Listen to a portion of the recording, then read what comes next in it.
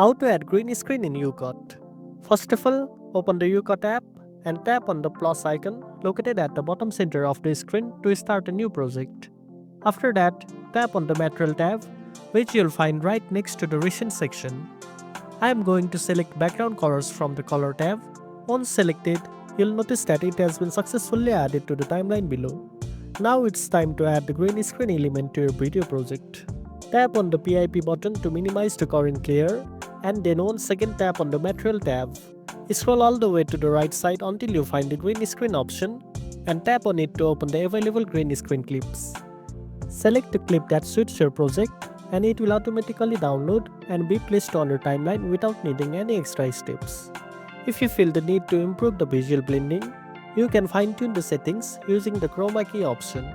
This feature allows you to remove any leftover green edges or color spill, giving your video a cleaner and more professional look. You can also explore additional tools within YouCut to enhance and customize your green screen video even further, depending on your creative needs. And that's it. Now you know how to add green screen in YouCut. If you found this video helpful, don't forget to like, share and subscribe for more tech tips. Thanks for watching and I'll see you in the next one.